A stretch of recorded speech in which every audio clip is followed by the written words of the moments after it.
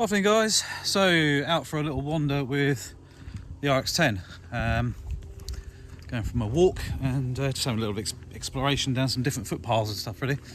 A little chat about the new A7C2 and the A7CR. Will I be buying one of them? No. They're kind of like the in-between cameras, aren't they, between going or being APS-C into the full frame world. So rather than going full sort of high spec A7R5 or A1 or A7S3 or anything like that, where they're more the pro end stuff and obviously a little bit bigger, they've sort of made a bigger version of the A6700 with two different resolutions. A little bit of difference in speed in a couple of different ways, but they're quite expensive. It really makes the A6700 look a real bargain, and the sensor in the A6700 is epic. It's a really good camera. For me it's perfect, as I wanted, because I wanted a backup camera that I could use for many different things, one being vlogging and stuff like that, but also the somewhat smaller form factor that I can stick it in the bag out the way, backup camera if the A1 ever breaks or whatever. I mean, I've got the RX-10 as well obviously, but you know, it's an ideal little camera, and the fact that you can stick a 200 to 600 on it just feels like you're holding the lens. Oh shit.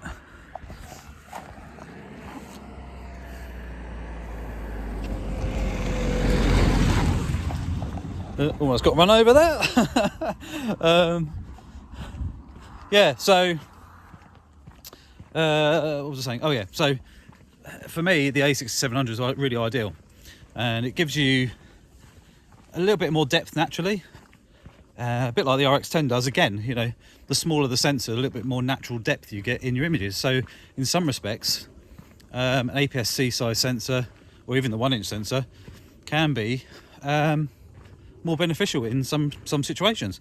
So, you know, it is what it is. Obviously A6700s are limited in some respects, but then I do have the A1, so you know, obviously the AI chip now built in with the hardware for more accurate autofocus situations, but again it's not as fast as the A1. So the A1 is definitely more snappy, faster acquiring the focus, and it will stay with it, but at the same time, gonna get run over again. Wasn't slowing down for anybody. Jesus Christ. Yeah, the A1 will literally acquire focus quicker. I can naturally see that. But then again, the A6700 will hold on to things a little bit longer sometimes, and you're like, oh blimey, okay, that's interesting. So yeah, the swings and roundabouts in all the situations, but the newer technology in there now is a nice little add, I think. It does come in handy. Rolling shutter on the two full frame cameras, the C2 and the CR, apparently is more noticeable than the CR. You've got the same flip out screen and same EVF as the A6700, so they've recycled a few parts. It's fine, and the EVF is totally fine anyway. It's high enough resolution, you can see things clearly. The only thing I would say though is if you're on the 61 megapixel A7CR, that resolution would be nice if you had a better EVF. But at the same time, I don't know, it's difficult. Personally, for me, if I was going to buy another full frame, I would probably buy an A7R5 if I was going to buy something like that, and then it's about 800 quid more expensive than the A7CR, but I think I would pay the money. I know it's the form factor thing, you want something smaller, and the fact you can buy the silver tops on them, so it's a bit more of a retro look.